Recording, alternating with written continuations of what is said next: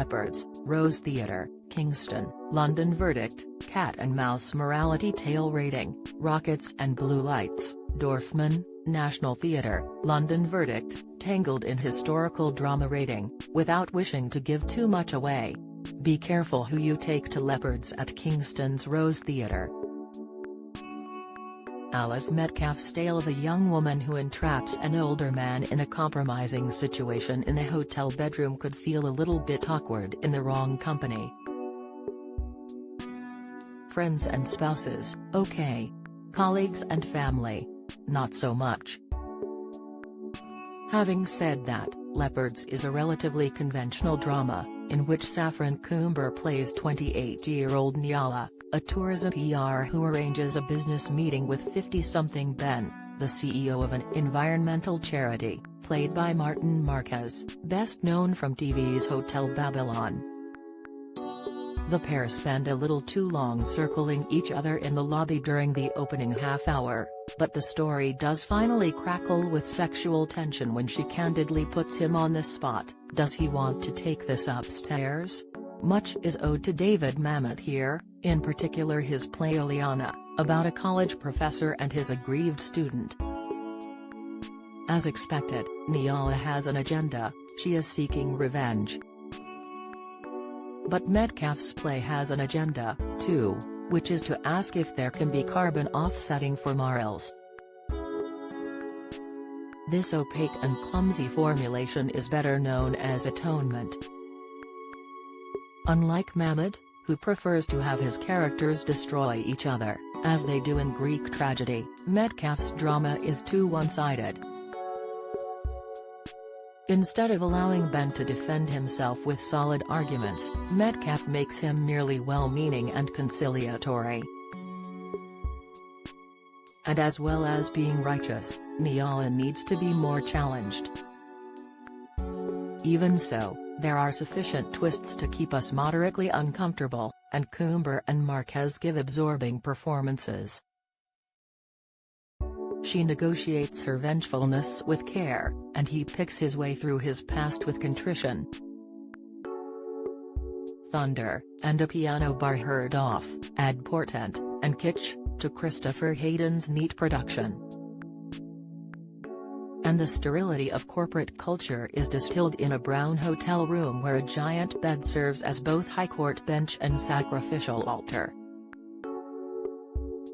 What it really needs, though, is a properly bloody ending. Rockets and Blue Lights is an ambitious, sprawling history play inspired by two pictures of slave ships painted by the Victorian landscape artist J.M.W. Turner.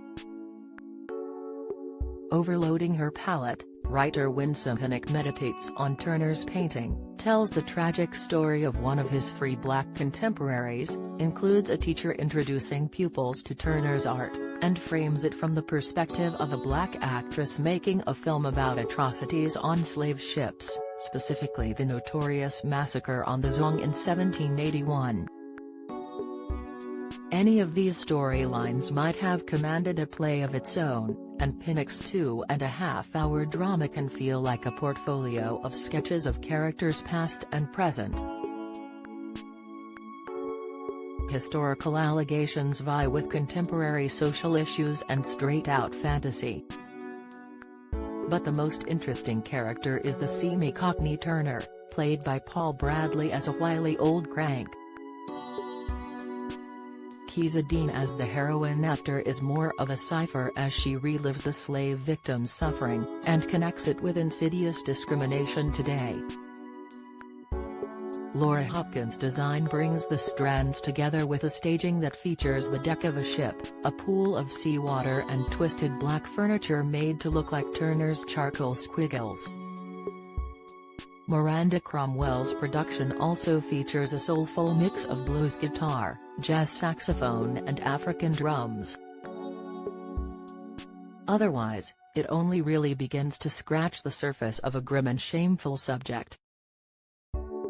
Long-suffering daughter who dreams of being a wild rover, the beauty queen of Lenane, Minerva, Chichester, then lyric Hammersmith, London verdict, mother of troubles rating, a quarter of a century ago, Martin McDonagh's debut play about a monstrous, manipulative old woman who sabotages the chances of her virgin spinster daughter in order to keep her as her skivvy, revealed unassured talent for mordantly black humor.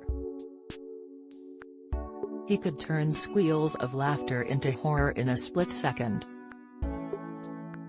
Even if you know what is going to happen, and McDonagh fearlessly plants clues and lunges into melodrama, Rachel O'Riordan's poignant, pungent revival proves the play has lost none of its power to shock.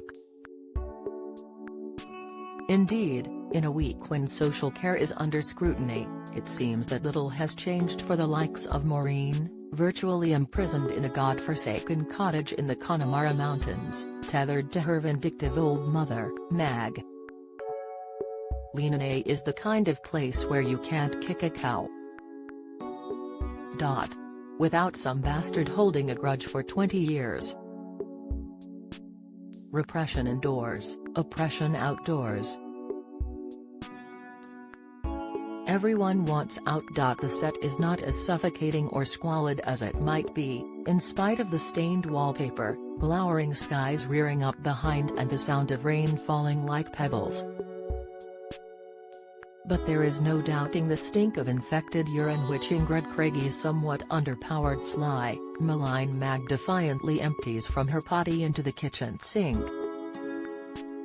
Rooted in her rocking chair, from which she issues orders for tea and porridge, pulling strings without budging an inch, the moment she is alone she leaps up, burning an invitation, then a letter, determinedly destroying hopes and lives.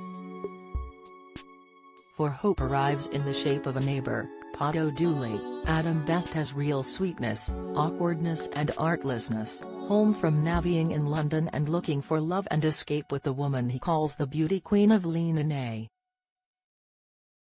Maureen's retaliation seems initially mild, she serves her mother lumpy complant and spits the odd insult.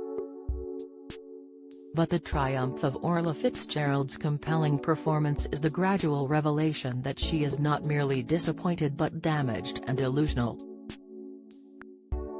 Dangerously so. Her mother's daughter, no less.